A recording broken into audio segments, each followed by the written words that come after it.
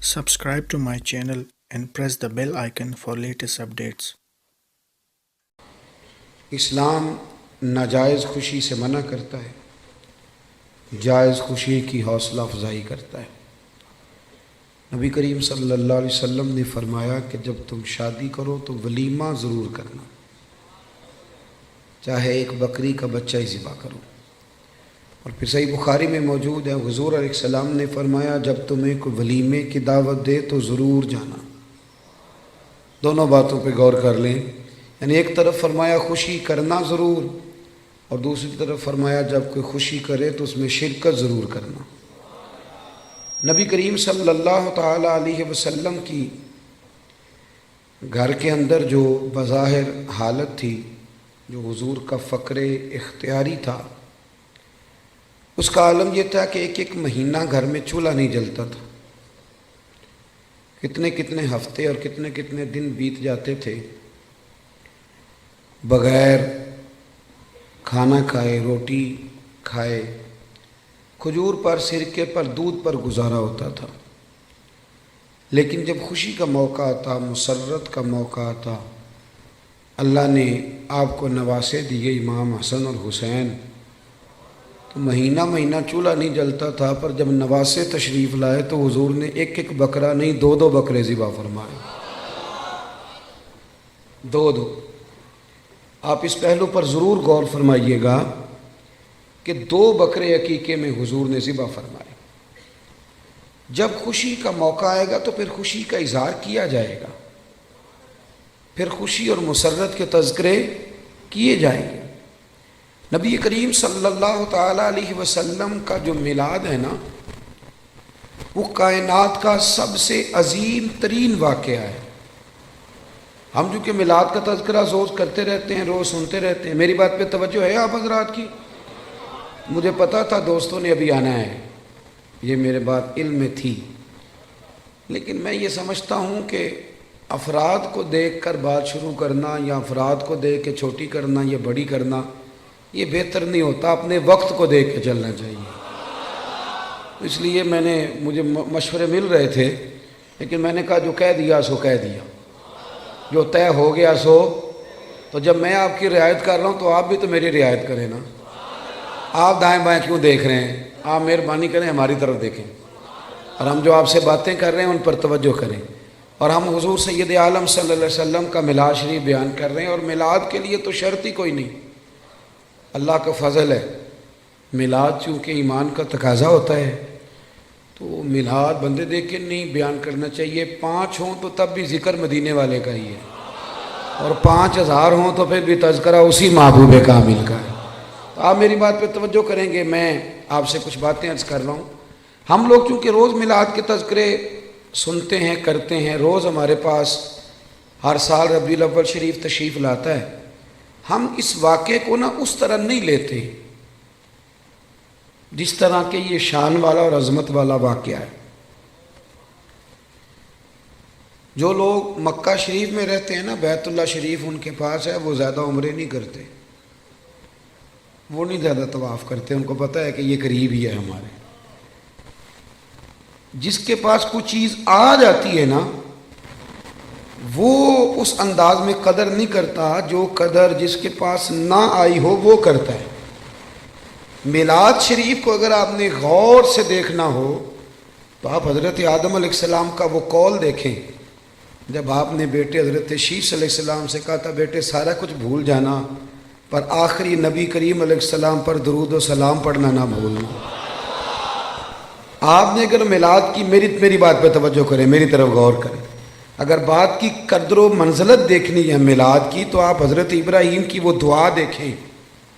ایک آدمی جب مزدوری کر لیتا ہے تو پھر وہ کہتا ہے کہ مجھے ملنی بھی چاہیے، اور اسلام کا قانون ہے کہ مزدور کا پسینہ خشک ہونے سے پہلے اسے اس کی مزدوری دے دی جائے گی۔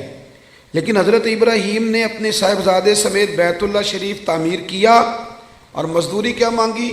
ربنا وابعث فیہم رسولا، یا اللہ مجھے وہ شان والا رسول عطا کر دے۔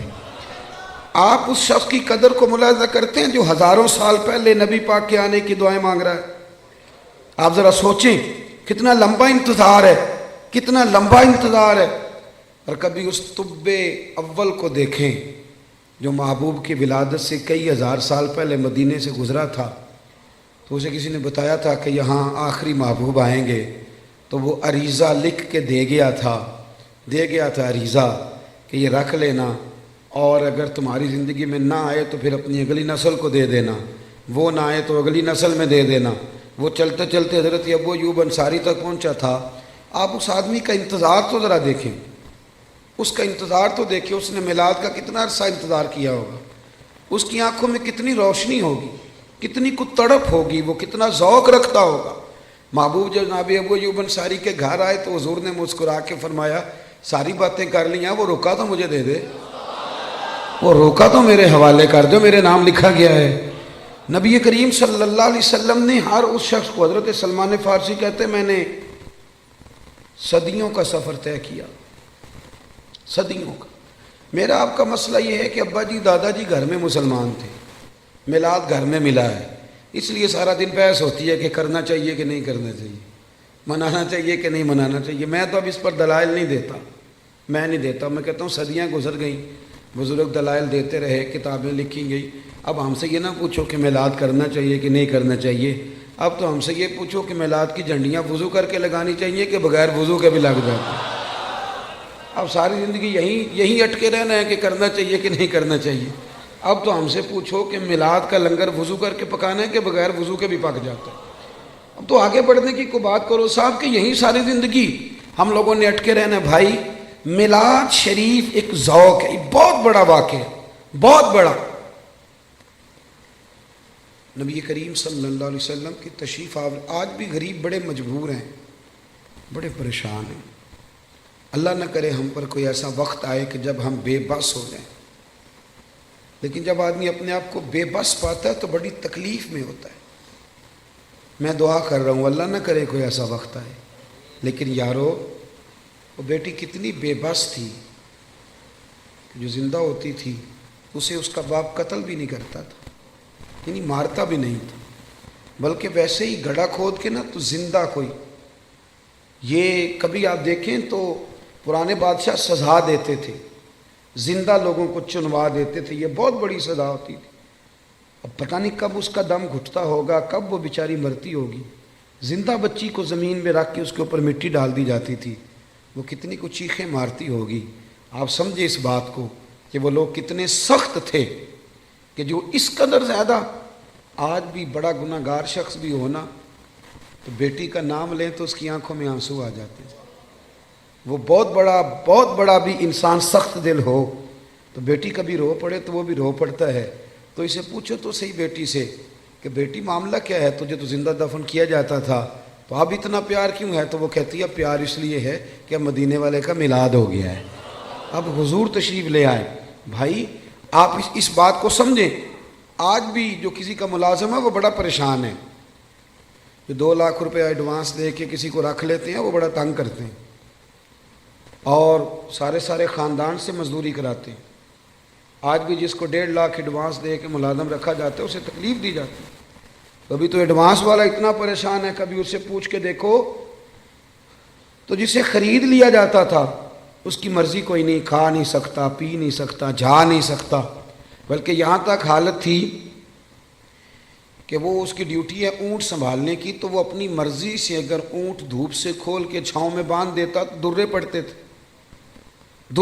تو اتنا سیانہ ہو گیا ہے کہ اب تو پوچھے گا بھی نہیں، اور مرضی کے ساتھ تو نے چھاؤں میں باندھ دیا.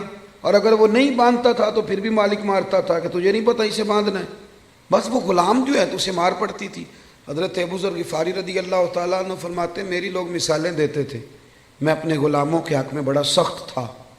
ناراض نہ ہونا، آج بھی لوگ بڑے سخت ہیں. بڑے وہ جو ہمارے گھر میں برتن دھوتی ہے نا اس کو لوگ کام والی مائی کہتے ہیں. پڑھا لکھا آدمی کہتا ہے کام والی بی بی آئی ہے کہ نہیں، صفائی والی بی بی آئی ہے کہ نہیں. باتیں ایک ہی ہیں، لیکن اگر اسے پھپھی کہہ لیا جائے تو اس کی عزت بڑھ جائے گی، اگر اسے خالہ کہہ لیا جائے تو اس کی عزت. بات ایک ہی ہے. اگر بچوں کو تھوڑا سکھایا جائے اور وہ اس کو آنٹی کہہ کے پکار لیں تو اس میں کوئی فرق. لیکن ہمارا مزاج ہے نا تھوڑی چدراہٹ بیان کرنا. میرے گھر میں 6 ملازم ہیں، اللہ اکبر، یہ لفظ کہتے ہوئے دل نہیں ڈرتا، خوف نہیں آتا؟ یہ بڑے دلیری سے لوگ جملے بولتے ہیں۔ حضرت ابو ایوب انصاری رضی اللہ، حضرت ابو ذر غفاری فرماتے میں غلاموں کے حق میں بڑا سخت تھا، لوگ میری مثالیں دیتے تھے، کہتے تھے پھر تیرا اپنے غلام سے کہتے تھے پھر تیرا وہی حال کریں جو ابو ذر غفاری کرتے ہیں اپنے غلام کا، بڑا مارتا تھا۔ کہتے میں کلمہ پڑھنے کے لیے حاضر ہوا نبی کریم کی بارگاہ میں، حضور نے بڑی نصیحتیں فرمائیں۔ جب میں حضرت زید بن ارقم کے گھر سے باہر نکلنے لگا نا، دار ارقم میں تھے حضور، تو محبوب نے آواز دی، فرمایا ایک بات رہ گئی، یا رسول اللہ حکم کریں، تو فرمایا اپنے غلاموں کے ساتھ اچھا سلوک کرنا۔ آپ فرماتے ہیں گویا میری نبض پہ یاد رکھ دیا نبی پاک، میری نبض پہ۔ میں نے فوراً عرض کی حضور کس طرح کا سلوک کروں؟ نبی پاک علیہ السلام نے سلوک بھی بتایا، فرمایا جس طرح کا خود کھانا اسی طرح کا انہیں کھلانا۔ یہ میلاد کی تعلیمات ہیں، ان کو ذرا سمجھ کے جائیے گا۔ جس طرح کا خود کھانا اسی طرح کا انہیں کھلانا، اور فرمایا جس طرح کا خود پینا اسی طرح کا انہیں پلانا، اور جس طرح کا خود پہننا اسی طرح کا انہیں پہنانا۔ یہ حضور کی تعلیمات ہیں ملازم کے حق میں۔ آج پڑھی لکھی سوسائٹی میں یہ ہوتا ہے سارا کچھ، جو بڑا شور کرتے ہیں لبرل لوگ کہ ہم جی بڑے بڑے حقوق بیان کرتے ہیں سوسائٹی میں، تو یہ کرتے ہو سارا کچھ کہ جس طرح کا خود کھانا اسی طرح کا انہیں بھی کھلانا، جس طرح کا خود پینا اسی طرح کا انہیں بھی پلانا۔ حضرت ابو ذر غفاری فرماتے ہیں میرے غلام بڑا ڈرتے تھے، پر میں حضور کی بات سن کے جب گھر گیا نا، تو آج میں نے اپنی اہلیہ سے کہا کھانا تم پکاؤ گی، کہ انہوں نے کھانا پکایا تو میں نے خود دسترخوان پہ چنا، آدھے غلام ادھر بٹھا لیے آدھے ادھر بٹھا لیے، میں بیچ میں بیٹھ گیا۔ فرماتے ہوں میرے ساتھ جو غلام بیٹھا تھا وہ بوڑھا تھا، وہ لقمہ اٹھاتا تو ہاتھ کانپتے۔ میں نے انہیں کہا بابا ڈرتے کیوں ہو؟ تو کہنے لگا اب نہیں مجھ سے درے کھائے جاتے، میں بوڑھا ہو گیا ہوں۔ روٹی پہ بٹھا لیا، جو اصل بات ہے وہ بتائیے، ہمیں ڈر آتا ہے آپ سے۔ تو حضرت ابو ذر غفاری فرماتے میں کبھی نہیں رویا تھا، پر آج میں رو پڑا۔ میں نے کہا بابا اب تمہیں کوئی بھی نہیں مارے گا، اب تم پر کوئی درے نہیں برسائے گا، اب تمہارے سفید بالوں کی قدر ہوگی۔ وہ کہنے لگے اب کیا ہوا ہے؟ تو میں نے کہا میں مدینے والے رسول کا غلام بن گیا ہوں، اور حضور نے حکم دیا ہے غلاموں کے ساتھ اچھا سلوک کرنے کا۔ بھائی میلاد، آپ ذرا پس منظر میں جائیں، میلاد کو ذرا دیکھیں۔ میں نا اس سال ربیع الاول شریف پہ نا ہر محفل میں دوستوں کو ایک مشورہ دے رہا ہوں، آپ کو بھی دے دوں؟ جو چپ ہے ان کی ہاں ہے کہ نہ ہے؟ اللہ جزائے خیر دے آپ کو۔ کچھ چپ بھی بیٹھے ہوئے نا جی، جو بندے چپ ہوتے ہیں وہ کبھی کبھی گھورتے بھی ہیں تھوڑا سا، تو بندہ پریشان بھی ہوتا ہے کہ اب یہ گھور رہا ہے، اللہ جانے کیا بات ہے۔ تو آپ تو خوش ہیں نا، خوش اس لیے ہونا چاہیے کہ میلاد شریف کا موقع ہے۔ نثار تیری چہل پہل پہ ہزاروں عید ربیع الاول، سوائے ابلیس کے جہاں میں سبھی تو خوشیاں منا۔ تو میرے عزیز آپ میری بات پہ توجہ، میں ایک مشورہ دے رہا ہوں دوستوں کو۔ میں کہتا ہوں کہ میلاد شریف نا ہمارے یہاں رسمن بھی منایا جانے لگا ہے۔ کچھ لوگ میلاد آتا ہے تو کچھ لوگوں کا سیزن آ جاتا ہے، ان کا سیزن شروع، ریٹ لگنے لگتے ہیں، باہر کی نہیں گونے لگتی ہے، ماحول شروع ہوتا ہے۔ کچھ چندے مانگنے والے ہیں وہ بھی چونکوں میں پلیٹیں لگے کھڑے ہو جاتے ہیں۔ ایک طرف یہ دعویٰ کرتے ہو کہ ہم نبی پاک کے نام کا کھاتے ہیں، ہمارا سارا کچھ حضور کا صدقہ، اور میلاد کی باری آئے تو چندے مانگتے ہو۔ سارے سال میں ایک محفل تو اپنی جیب سے کرا لو، ایک ہی جیب سے کرا لو، چلو علامہ صاحب بھی ایک جیب سے کرا لیں، پیر صاحب بھی ایک جیب سے کرا لیں، کوئی ایک تو جیب سے کراؤ۔ ایک طرف کہتے ہو حضور کے نام کا کھاتے ہیں، دوسری طرف پلیٹیں لے کے کھڑے ہو چونکوں میں، یہ کیا معنی ہوا؟ میرے عزیز میلاد جذبات کے ساتھ منائیں، میلاد شوق کے ساتھ منائیں۔ بہت بڑا چودھری، نواب، سیٹھ، بہت بڑا جو ہے وہ انڈسٹری کا مالک 12 ربیع الاول شریف کو نا صبح صبح جھاڑو لے لے اور اپنے محلے کی مسجد میں جا کے جھاڑو دینا شروع کر دے۔ وہ سارے لوگ پوچھیں سیٹھ صاحب آپ نے تو کبھی خود اٹھ کے پانی کا پیالہ نہیں پیا، آج خیریت ہے؟ تو اس کی آنکھیں آنسو بہائیں، وہ کہے یارو آج میں صفائی کروں گا، اس لیے کہ آج کوئی معمولی دن نہیں، آج میرے نبی کریم کے میلاد شریف کا دن ہے۔ یہ ذوق بنے، ذوق۔ علامہ صاحب، پیر صاحب، مفتی صاحب وہ جھاڑو لے لے اور مسجد کی گلی میں صفائی شروع کر دیں۔ سارے شاگرد اور مرید اور عقیدت مند دوڑ، حضرت میں کرتا ہوں مجھے دے دیں. تو وہ کہ نہیں یار تو پیچھے ہٹ جا، مجھ سے تو کسی نے سلام نہیں لینی تھی، میرا تو کسی نے حال نہیں پوچھنا تھا، یہ میری جتنی شانیں ہیں یہ مدینے والے محبوب کے میلاد کا ہی صدقہ ہے. آج حضور کا میلاد شریف ہے. 2 جوڑے لے لیے بھائی نے، ایک مٹھائی کا ڈبہ لے لیا اور 10 ربیع الاول کو اپنی بہن کے گھر چلا گیا، جا کے نا اسے مٹھائی کھلائی، 2 جوڑے کپڑوں کے دیے. تو ہمشیرہ بول پڑی، کہنے لگی بھائی تیرے پاس تو ٹائم ہی نہیں ہوتا، تو کیسے آ گیا ہے، تو کیسے آ گیا؟ تو بھائی کی آنکھیں چمک پڑی. وہ کہنے لگا بہن 2 دن بعد نا میرے نبی پاک کا میلاد شریف ہے، تو میں عید میلاد والی عید ہی دینے آیا ہوں. تو بہن رو پڑی، نے سارے محلے کو بتایا میرا بھائی اپنے نبی سے بڑا ہی پیار کرتا ہے. بڑا ہی میلاد میں نا جذبات نہیں شامل ہوتے، اب بات رسمن رہ جاتی. اب وہ کیفیات جو آدمی اپنے بیٹے کی شادی رکھتا ہے، اس کی بہن اور بہنوئی اگر ناراض ہوں تو وہ منانے نہیں جاتا ان کو، بتاؤ یار شادی ہے، خوشی تمہارے بغیر نہیں ہو سکتی. تو میلاد شریف کی جس نے خوشی کرنی ہے اس کے سارے رشتہ دار ناراض ہوں تو اس نے خوشی کیسے منا لی؟ چاہیے تو یہ تھا نا کہ وہ میلاد شریف سے پہلے جاتا ناراض لوگوں کے گھروں میں اور جا کے کہتا ساری خوشیوں سے بڑی خوشی یہ آئی ہے، میں آپ سے معذرت کرنے آیا ہوں، آؤ سارے مل کے اکٹھے ہو کے نبی پاک کا میلاد منائیں. ہم اگر میلاد میں جذبات شامل کریں، ذوق شامل کریں، گہرائی میں اتر جائیں، گہرائی میں جائیں، اور پھر جتنی تعلیمات ہیں نبی پاک کے میلاد کی، جتنی تعلیم، دیکھو نا آج بھی جب میلاد کا اسٹیج سجتا ہے نا، جس نے 2 لاکھ روپیہ، 1 لاکھ روپیہ، 50,000 روپیہ تعاون کیا ہوتا ہے نا، وہ اسٹیج پہ بیٹھ جاتا ہے، چاہے وہ سارا سال مسجد نہ آیا ہو. اس نے جیب میں رکھی ہوتی ہے سیاستدان نے، سیٹھ صاحب نے ٹوپی، تو وہ سفید ٹوپی نکالتا ہے، چونکہ اس نے 50,000 دیا تو آ جاتا ہے اسٹیج پہ. اور جن کے ہاتھوں میں نوٹوں کی دتیاں آتی ہیں وہ سارے فرنٹ سیٹ پہ بیٹھے ہوتے ہیں، اور پھر ان کے نام بھی نعت خواں یاد کر لیتے ہیں، اللہ ماشاء اللہ، کہتے ہیں یہ حاجی بڑا عاشق رسول ہے. بھی عشق تو اندر کی بات ہے، تجھے کیسے پتہ چلا اس کے اندر ہے کہ نہیں؟ یہ تو بل تو کیسے گہرائی میں اتر گیا کہ حاجی عاشق رسول ہے، کہ یہاں عشق رسول کے لیے نوٹوں کی دتھی کا ہونا ضروری ہے. یہ مزاج بدلیں. سارا سال ہر اسٹیج پہ امیروں کا قبضہ رہتا ہے، اگر میلاد کے اور سیرت کے اسٹیج پر بھی امیروں کا قبضہ رہا تو غریب بیچارے کدھر گئے؟ ایک تو نیکی کرو، محلے کا جو سب سے غریب آدمی ہے جس کو کبھی کسی نے نہیں پوچھا اس کے لیے ایک جوڑا بنواؤ، اس کے سر پہ دستار سجاؤ، اور جو فجر کے وقت آ کے مسجد کھولتا ہے صفائی کرتا ہے اسے کپڑے پہناؤ، اچھے دستار سجاؤ، میلاد کے اسٹیج پہ بٹھاؤ. تو وہ کہے اب کیا کرنا ہے تو اسے کہو اب کہنا ہے ہم غریبوں کے آقا پہ بے حد درود، ہم غریبوں کے آقا پہ، ہم غریبوں کے آقا پہ بے حد درود، اور ہم فقیروں کی ثروت پہ لاکھوں سلام. میلاد میں اصطلاحات کی ضرورت ہے. مجھے نہیں اچھا لگتا لنگر ہو میلاد شریف کا اور وہ چھتوں سے بانٹا جائے، ایک طرف لنگر اور وہ بھی لنگر شریف، اور پھینکا جا رہا ہے چھتوں سے. میلاد شریف کے لیے میں اپنے ہاں یہ اہتمام کرتا ہوں، میں کہتا ہوں تازی روٹی، آپ باورچی سے کہیں وہ روٹیاں پکائے، صبح فجر کے بعد کھانا شروع ہو جاتا ہے. میں اپنے سنگیوں سے کہتا ہوں بھی سارا دن روٹی کھانی ہے آج، سارا دن. اس کا طریقہ یہ ہوگا کہ تھوڑی سی اب کھا لو، تھوڑی سی ٹھہر کے کھا لو. تو وہ کیسے کھانی ہے؟ غریبوں کو بلا بلا کے لاؤ.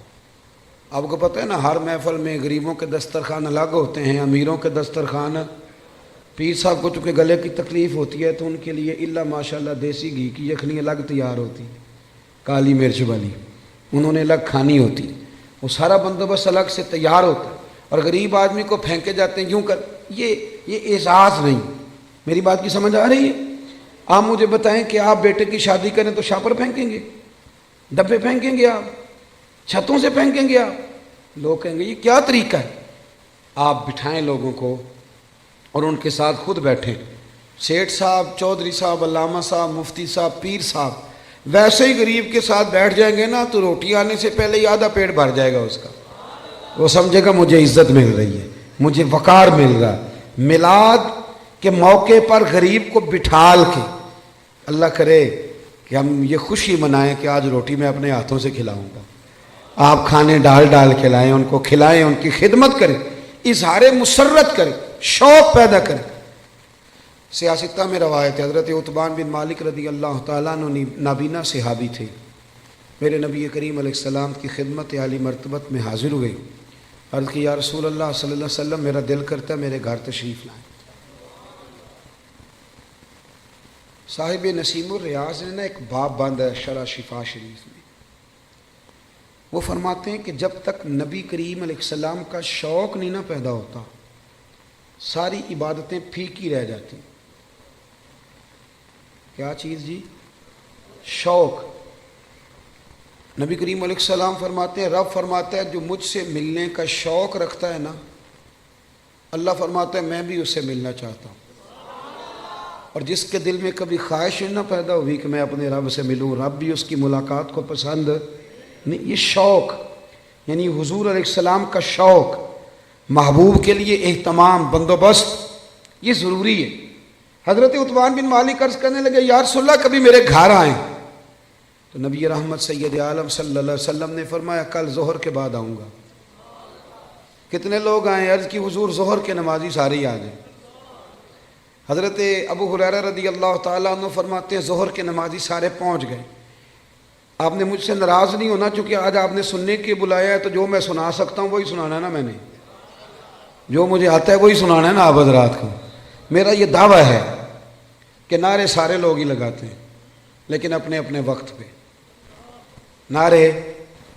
حضرت ابو ہریرہ فرماتے ہیں کہ جب ہم ان کے گھر گئے تو وہ نعرے لگانے لگے، اور نعرے وہ پتہ کیا لگاتے تھے؟ کہتے تھے لوگوں ذرا جھانک کے تو دیکھو، دنیا میں جو سب سے زیادہ عزت والے ہیں وہ میرے مہمان بنے ہوئے ہیں۔ مجھے ایک سیٹ صاحب کہنے لگے رات محفل میلاد تھی، نعت خانوں نے اور واعظین نے سونے نہیں دیا، تو آپ یہ نہ کریں غریبوں کو دے دیں۔ میں نے کہا سیٹ صاحب آپ گئے تھے محفل میں؟ کہنے لگے نہیں۔ تو میں نے کہا پہلے بھی تو وہاں غریب ہی کھانے جاتے ہیں، امیر کون سا ہوتا ہے ادھر؟ امیر تو جاتا ہے جب ایم پی اے جلسہ کرے تب، وہ تو جب ایم این اے کا جلسہ ہوتا ہے تب جاتا ہے، تو وہاں تو پہلے بھی غریب ہی جاتے ہیں۔ تو اور نہ کسی غریب کو اگر کوئی رہ گیا تو وہ ہمیں دے دو، ہم اسے بھی کھلا دیتے ہیں، ورنہ میلاد کی محفلوں میں، اور میں صحیح کہہ رہا ہوں کہ نہیں؟ اور اس کی دلیل ہے ہمارے پاس، نبی پاک علیہ السلام نے فرمایا میرا دین غریبوں میں آیا غریبوں میں رہے گا، اور جب میں قیامت میں جنت میں جاؤں گا تو میرے آگے پیچھے دائیں بائیں غریب لوگ ہی ہوں گے۔ تو یہ تو طے شدہ بات ہے، تو آپ مزید کس غریب کی بات کر رہے ہیں وہ بتا دیں، آپ اس کو بھی شامل کر لیتے ہیں۔ دوست، نعرے تو کوئی نہ کوئی اپنے اپنے وقت پہ لگاتا ہی ہے۔ یارو صبح الیکشن شروع ہو جائے تو جو آدمی بڑا سنجیدہ ہے نا، بڑا سیانہ ہے، وہ اپنی گاڑی پہ جھنڈا بھی لگائے گا، اس پہ پوسٹر بھی لگائے گا، اپنی جیب سے فلیکشیں بھی بنوائے گا، فوٹو بھی لگائے گا، اپنے دروازے کے سامنے دفتر بھی کھولے گا، اور وہاں وہ کھانے کے بندوبست بھی کرے گا، اور جب ریلی نکالنی ہوگی تو ریلی بھی نکالے گا، نعرے لگانے ہوں گے تو نعرے بھی لگائے گا۔ وہ الگ بات ہے کہ الیکشن کے 6 ماہ کے بعد کہے گا اوہو بھول گیا ہو، غلط بندے کو ووٹ دے بیٹھا ہوں۔ لیکن نعرے سیٹھ صاحب بھی لگاتے ہیں، نعرے وکلاء بھی نہیں لگاتے؟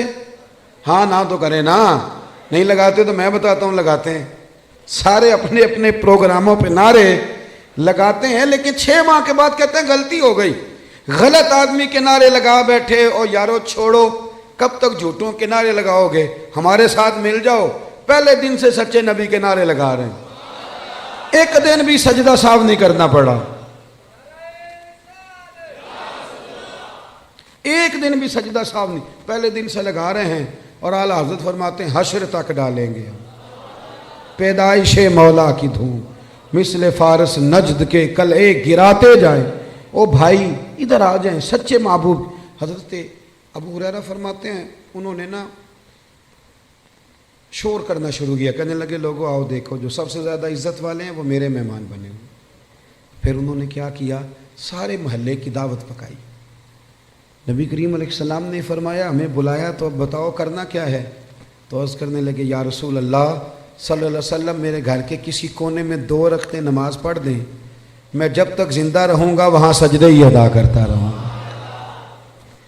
صحابہ کرام کا جو وابستگی ہے نا ذات رسالت کے ساتھ، ہمارے ہاں ایک تو وہ طبقہ ہے جو بیچارہ ابھی تک ابحاث میں الجھا ہوا ہے، اور ایک ہم لوگ ہیں جو منانے والے، ہمارا وہ ذوق، وہ خوبصورتی، وہ حسن، وہ وارفتگی. یارو دیکھو نا، ایک میں ہوں جو کہہ رہا ہوں میلاد کرنا چاہیے، اور ایک وہ شخص ہے جو ریڑھی لگاتا ہے، مزدوری کرتا ہے بیچارہ، اور روزانہ 100 روپیہ بچاتا ہے، پھر وہ بچا کے پیسے جمع کرتا ہے، پھر وہ سال کے بعد کسی نعت خواں کو، قاری کو، کسی خطیب کو دعوت دیتا ہے، پھر وہ دریاں بچھاتا ہے، پھر حسب توفیق وہ روٹی پکاتا ہے، پھر وہ لوگوں کو پیغام دیتا ہے. نہ اس کی فوٹو آتی ہے، نہ وہ اسٹیج پہ بیٹھتا ہے، نہ اس کا اشتہار پہ نام آتا ہے.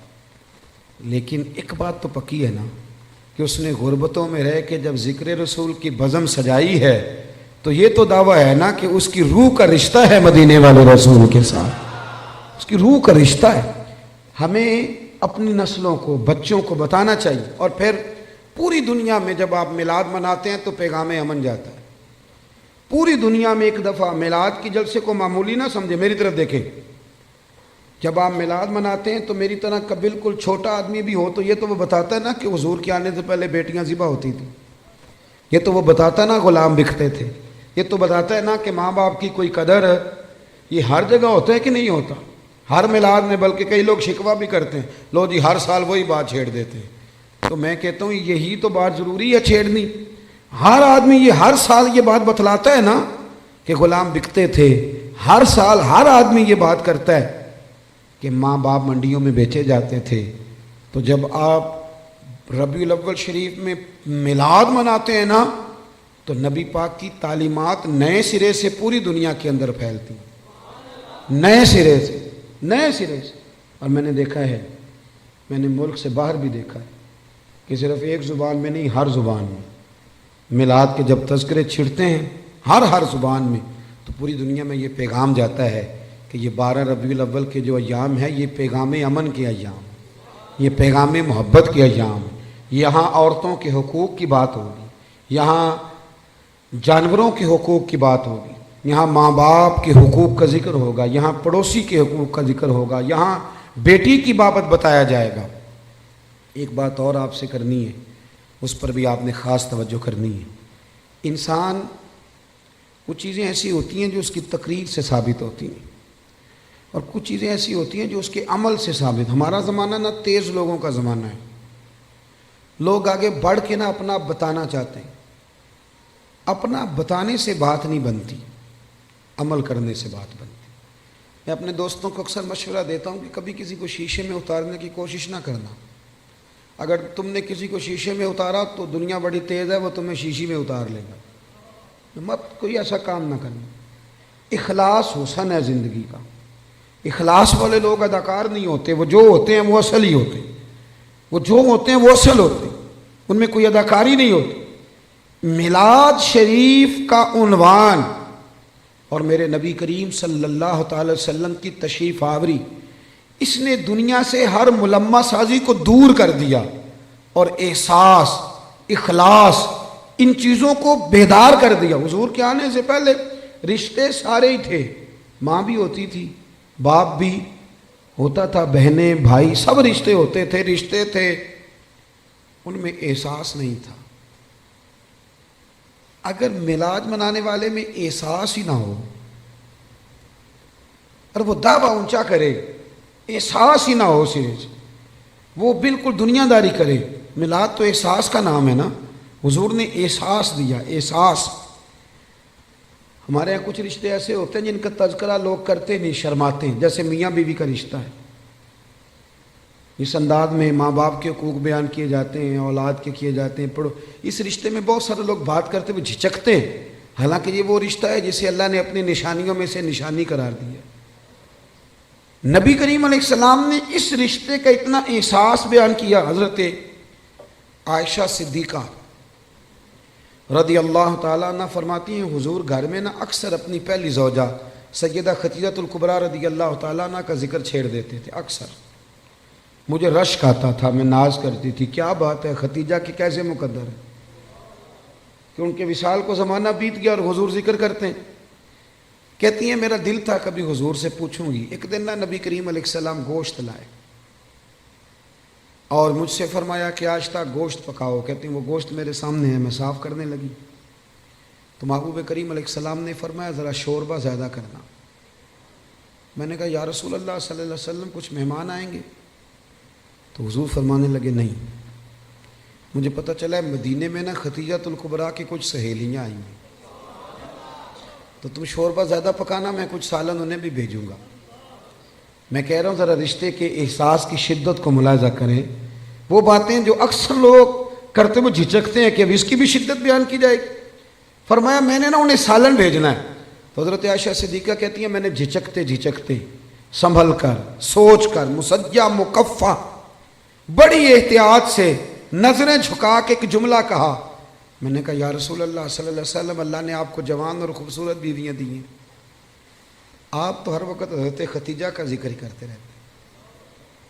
کہتی ہیں میں نے تو بات کر دی اور میں خاموش ہو گئی، اب میری جرت نہیں تھی کہ نظر اٹھا کے دیکھوں چہرہ نور کا رنگ کس طرح کا ہے، جھجک رہی تھی۔ پوری ہمت کر کے میں نے ذرا نظر اٹھائی تو حضور کے چہرے پہ جلال تھا۔ تو محبوب فرمانے لگے عائشہ آج بات کی، آج کے بعد نہ کرنا۔ یا رسول اللہ کیا ہوا؟ فرمایا عائشہ میرے پاس جتنے لوگ آئے ہیں نا وہ سکھوں کے وقت آئے ہیں، ختیجہ تو میرے دکھوں کی ساتھی ہے، وہ تو میری تکلیفوں کی ساتھی۔ فرمایا لوگ مجھے پتھر مارتے، میری راہوں میں کانٹے بچھاتے، میں پریشان ہو کے گھر لوٹتا، اس وفادار بیوی کے ایک ہاتھ میں دودھ کا پیالہ ہوتا، ایک ہاتھ میں کھجوریں ہوتی، کھجور کھلا کے دودھ پلا کے بستر بچھا کے کہتی محبوبہ غم نہ کرنا، اللہ بڑی شان عطا فرمائے گا۔ اتنی شدت رشتوں نے پیدا کر دی، اتنا احساس۔ حضرت عائشہ کہتے ہیں ایک بوڑھی اماں حضور سے ملنے آئیں تو نبی پاک نے بڑا ہی پیار کیا، کھانے کھلائے، حضور بڑی محبت سے باتیں کرتے رہے۔ نبی کریم علیہ السلام نے جاتے دفعہ تحفے بھی دیے۔ صاحب کنز العمار لکھتے ہیں حضرت عائشہ کہتی میں نے کہا حضور مہمان تو روز آتے ہیں، پر اتنا پیار؟ کون تھی بی بی؟ محبوب فرمانے لگے ختیجۃ الکبریٰ کی سہیلی تھی، یہ آتی تھی، ختیجہ ٹائم دیتی تھی۔ کیا خوبصورت جملہ ہے۔ فرمایا میں نے آج ختیجہ کے طریقے کو زندہ رکھا ہے، میں نے اسے وقت دیا، حسن العہد من الایمان۔ محبوب فرمانے لگے اچھے طریقے سے رشتے نبھانا یہ بھی ایمان کا حصہ ہے۔ او میرے دوست رشتوں کی شدت ہو، او یار چھوڑ، ایسے ہی تو باتیں سن کے ادھر سے اپنے سگے بھائی کا مخالف ہو گیا۔ بھائی سے پیار کر، بھائی سے محبت کر۔ میلاد کا معنی رشتوں میں حسن پیدا کرنا۔ ایک صحابی نے آ کے عرض کی یا رسول اللہ یہ میرا بھائی آپ کے پاس ہی بیٹھا رہتا ہے، مشکات میں موجود، سارے کام تو مجھے کرنے پڑتے ہیں۔ تو میلاد والے محبوب نے کیا خوبصورت جملہ کہا، فرمایا جا کے ڈیوٹی کر، رب جو تجھے رزق دیتا ہے نا وہ اس کی برکت سے عطا کرتا ہے۔ اتنا حسن پیدا کر دیا رشتوں میں، اتنا۔ او یار بہن کے لیے جو جذبات نبی پاک نے بیان فرمائے۔ حضرت شیمہ حضور کی رضائی بہن تھی، توجہ ہے میری بات پر؟ میں ایک شکوہ کر لوں آپ دوستوں سے ہلکا سا، بھائی نہ یاروں کو ٹائم دیتے ہیں، بہنوں کو نہیں دیتے، فون بھی نہیں کرتے۔ بہن پردیس میں نہ انتظار کرتی رہتی ہے کہ چلو کبھی بات کریں۔ میں آپ کو بڑی ذمہ داری سے کہتا ہوں، میرے ایک سنگی نے ایک دفعہ کہا کہ پیر صاحب میرے لیے دعا کرنا، تو میں نے اسے کہا یار میں تو مصروف آدمی ہوں، میں کوشش کرتا ہوں کہ یا اللہ جن نے دعاؤں کے لیے کہا سب کی قبول کر۔ کہنے لگا میں بڑا پریشان ہوں، نام لے کے کریں۔ میں نے کہا میں نہیں وعدہ کرتا، ہاں اگر تو نے صحیح دعا کرانی ہے نا رونے والی تو اپنی بہن سے کہے، وہ تو اشارہ دے جا کہ میرے لیے دعا کرنا تو مسلح بھگو دے گی رات کو رو رو۔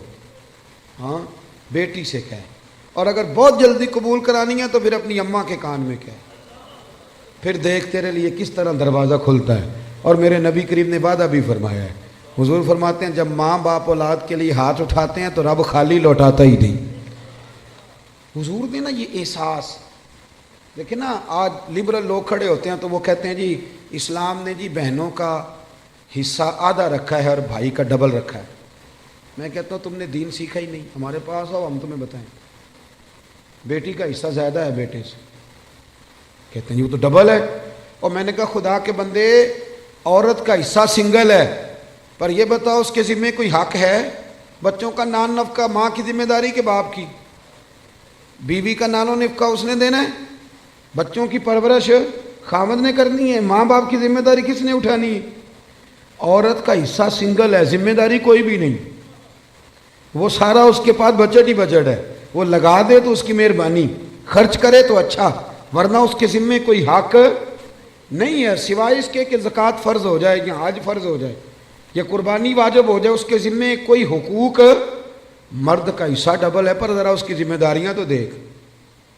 وہ میری طرف دیکھ کے خوش ہونے لگا، کہنے لگا صاحب آج تو آپ نے رخ ہی بدل دیا بات کا۔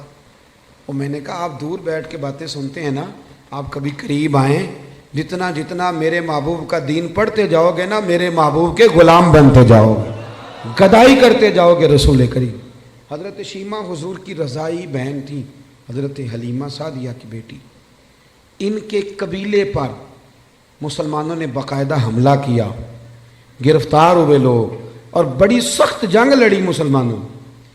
یہ جب آئی نا مدینے تو حضرت ابو ہریرہ کہتے ہیں آگے کہنے لگی میری نا اپنے نبی کریم علیہ السلام سے ملاقات کراؤ۔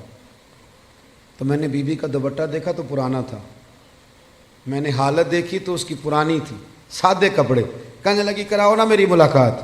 اللہ اکبر، 2-3 دفعہ کہا تو میں نے کہا تم کون ہو؟ کہنے لگی جا کے نا تو محبوب کی بارگاہ میں عرض کرو کہ یا رسول اللہ شیمہ آئی ہے، کان میں کہو۔ حضرت ابو ہریرہ کہتے ہیں کہ میں اس کی باتیں سن رہا تھا، مجھے یقین نہیں تھا، میں نے کہا یہ بی بی کس طرح بول رہی ہے؟ یہ اعتماد اگر ہوتا ہے تو صرف بہن کو ہی ہوتا ہے، یہ رنگ اسی کا ہوتا ہے۔ کہتے ہیں میں گیا اور میں نے جا کے حضور کے کان میں کہا یا رسول اللہ ایک بی بی یہ سادے سے کپڑے جو لوگ گرفتار ہو کے ہیں ان میں آئی، کہتی میرا نام شیمہ ہے۔ حضرت ابو ہریرہ کہتے ہیں محبوب نے تو دونوں مقدس آنکھیں کھول کے میری طرف دیکھا، فرمایا شیمہ یا رسول اللہ۔ ہاں کہتے ہیں حضور اتنی تیزی سے اٹھے کہ چادر مبارک منبر پہ رہ گئے۔ محبوب گھر لے گئے، کہا عائشہ کو بھی بلاؤ، فاطمہ کو بھی بلاؤ، سودا اور حفصہ کو بھی بلاؤ، میری ہمشیرہ آئی ہے۔ کھانے بننے لگے، خدمتیں ہونے لگی۔ سارا زمانہ ترستا ہے کہ مدینے میں کوئی کلی بن جائے، پر میرے محبوب فرمانے لگے شیمہ تو پسند کرے تو تیرے لیے مدینے میں مکان نہ بنا دوں، اگر تو کہے تو میرے پاس رہ جا میری بہن، یہاں رہ جا۔ حضرت عائشہ کہتی میں رو رہی تھی کہ محبوب اتنا پیار، اتنی محبت، وہ رضائی بہن کے ساتھ۔ میلاد تو احساس کا نام ہے، تیرے اندر احساس ہی نہ ہو اور تو خالی نعرے لگا کہ گھر لوٹ آئے، تو تو میلاد کو کیا سمجھا؟ تو مقصد تک کیسے پہنچا؟ میرے عزیز غور کرے۔ حضرت شیمہ کہنے لگی نہیں میں نے واپس جانا ہے، اور میں ٹھیک ہے میں تیاری کرا دیتا ہوں۔ کہنے لگی اکیلی نہیں جاؤں گی، میرا جتنا قبیلہ گرفتار ہوا ہے سارا آزاد کریں۔ حضرت عائشہ کہتی ہیں پہلے جتنی بھی باتیں ہوتی تھی مشورے سے ہوتی، صحابہ کو بلایا جاتا، مشورہ کیا جاتا، لیکن ادھر بہن کے لب ہلے آزاد کر دیں، ادھر حضور نے مشورے نہیں لیا، فرمایا جا سارے ہی آزاد ہیں بغیر مشورے۔ احساس کا نام میلاد ہے، تھوڑا احساس۔ آپ یقین کریں کبھی کبھی بڑی دقت ہوتی ہے، محافل میلاد میں بڑی دقت ہوتی ہے، یار آپ احساس ہی نہیں کر رہے، آپ سمجھ ہی نہیں رہے چیزوں کو کہ یہ کس قدر خوبصورتی کا موقع ہے۔ پوری دنیا کے احساس کا پیغام اگر دیا جا سکتا ہے تو میلاد شریف کے نام پر دیا جا سکتا ہے، میلاد النبی کے نام پر۔ ایک بات اور کرتا ہوں بات سمیٹنے سے پہلے، حضرت ام ایمن رضی اللہ تعالیٰ عنہ، یہ حضرت عبداللہ جو محبوب کے والد گرامی ہیں، حضرت عبداللہ رضی اللہ تعالیٰ عنہ کی آزاد کردہ کنیز تھی۔ حضرت آمنہ کی بھی انہوں نے خدمت کی، نبی کریم کو دودھ بھی پلایا۔ مکہ مکرمہ سے جب ہجرت کر کے لوگ مدینے آئے تو یہ بھی آئی تھی، تو جن لوگوں کو نبی پاک صلی اللہ علیہ وسلم نے بھائی بھائی بنایا تو انہوں نے پھر اپنی جائیدادیں آدھی دے دی تھیں، آپ نے سنی ہوئی یہ بات۔ حضرت ام ایمن کو بھی ایک باغ ملا، جب خیبر کے علاقے فتح ہو گئے، بنو نذیر بنو قریظہ کی جائیدادیں آ گئیں، تو نبی پاک صلی اللہ علیہ وسلم نے صحابہ سے فرمایا کہ یہ جو مہاجر ہونا اب یہ تم جائیدادیں لے لو اور اپنے انصار بھائیوں کی زمینیں واپس کر دو۔ سب نے واپس کر دی۔ حضرت ام ایمن کو ایک باغ ملا ہوا تو حضور نے فرمایا آپ بھی واپس کر دیں، بوڑھی تھی، رضائی والدہ تھی، آپ بھی واپس کر دیں۔ کہنے لگی میں تو نہیں کرتی، میں تو نہیں کرتی۔ اب نبی پاک کو کوئی انکار کر سکتا ہے؟ میں نہیں کرتی، مجھے تو پیار ہو گیا۔ حضرت عائشہ صدیقہ رضی اللہ تعالیٰ عنہ کہنے لگی ام ایمن آپ حضور کو انکار کر رہی؟ محبوب فرمانے لگے عائشہ آپ بیچ میں نہ بولے، میں جانوں اور ماں جانے۔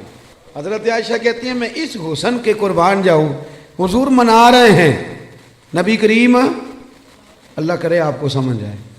یہ جوان بچوں کو میری بات، کبھی کبھی اماں کو منایا کرو، اور یار کبھی کبھی والد سے کہا کرو کہ ابا جی بیٹھو موٹر سائیکل پہ، سردیوں کے کپڑے نہ لے کے آئے، کبھی کبھی اماں سے کہا کرو کہ اماں جی آج میرا دل کرتا ہے میری مرضی کا کھانا بناؤ، اور کھانا نہ میرے آنے تک دونوں مل کے کھائیں گے۔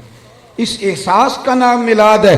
نبی کریم صلی اللہ علیہ وسلم جناب ام ایمن کو منانے لگے، اماں دے دے، سب نے دے دیا، کہنے لگے مجھے پیار بڑا ہو گیا، اتنے سال بیت گئے، مجھے اس باغ سے پیار ہے۔ حضور حضرت ام ایمن کو ساتھ لے کے گئے، پہلے ایک باغ دکھایا، کہنے لگی میں نہیں یہ لیتی، پھر دوسرا دکھایا، یہ بھی نہیں لیتی، چوتھا باغ دکھایا تو کہنے لگے یہ ملے تو میں دے دوں گی۔ محبوب فرمانے لگے الحمدللہ الحمدللہ، انصاری کا باغ بھی واپس ہو گیا ہے اور میری اماں بھی راضی ہو گئی۔ دونوں بات تھوڑا سا نا پیار۔ آپ یقین کریں اس طرح لڑتے ہیں لوگ چوکوں اور بازاروں میں، اتنی گھٹن ہے اور بڑے پریشان ہیں لوگ، بڑی دقت ہے۔ وجہ صرف اتنی ہے کہ وہ جو احساس ہے نا کہ میں ہوں اور اس کے بعد پھر دوبارہ میں ہوں، یہ کبھی ختم ہو جائے نا۔ اور سب نے کوئی نہ کوئی بات اوڑھ لی ہے۔ میرے بھی ذہن میں آ گیا کہ میں پیر صاحب ہوں، میرے بھی تو مرید ہیں نا، میں بھی ایک ادارے کا صدر نشین ہوں، مجھے بھی ماننا چاہیے۔ اس سے تھوڑا نکل آئے، تھوڑا احساس پیدا کریں، عزت دینی شروع کر دیں۔ اب یقین کریں معاشرے میں ہر بندہ باعزت ہو جائے گا، پیار کرنا شروع کر دیں۔ آپ یقین کریں معاشرے سے ساری نفرتیں ختم ہو جائیں۔ آپ ایک دوسرے کو خوشبو بانٹنی شروع کر دیں، یقین کریں ہر تعفن، ہر بیماری دور ہو جائے گی۔ ہمسائے کا دروازہ صاف کرنے کا ارادہ کر لو، اللہ کریم ہمارے گھروں کو بھی صفائی عطا کر دے گا۔ میں اپنے دوستوں سے کہا کرتا ہوں، ایک صاحب ایک دفعہ آئے، کہنے لگے بڑے علاج کرائے، بڑے تعویذ لیے، لیکن اللہ نے اولاد نہیں دی۔ تو میں نے کہا یار اگر نہیں نہ دی تو پھر اللہ کی حکمت ہے، بھائی کے بچے ہیں، بہن کے ہیں، کہنے لگے ہیں۔ تو میں نے کہا ان کو اپنے بچے سمجھ لو، وہ تو اپنے ہی بچے ہیں نا۔ احساس کی بات ہے نا، آپ احساس کر لیں۔ آپ یقین کریں ایک بزرگ تھے تو ان کے پوتے بیاہنے کے قابل ہو گئے تھے، تو بڑی فکر کرتے تھے گھر کی، تو ان کے بچے مجھے کہنے لگے ابا جی فکر سے بیمار ہیں، انہیں سمجھائیں۔ تو میں نے کہا بابا جی آپ چھوڑ کیوں نہیں دیتے؟ کہنے لگے بچپن سے ہی فکر والا ہوں، ماں باپ کی بڑی کی ہے، بہن بھائیوں کی بھی بڑی کی ہے، اولاد کی بھی بڑی کی ہے، جب تک زندہ ہوں فکر ہی کرتا رہوں۔ میرا دل کرتا ہے میری زندگی میں پوتے پوتیاں بھی اپنے اپنے گھر والے ہو جائیں۔ تو اگر تو احساس ہو گیا تو پھر تو بڑی بات ہے، نہ ہوا تو نہ ہوا۔ اپنی زندگی میں شعور لائیں۔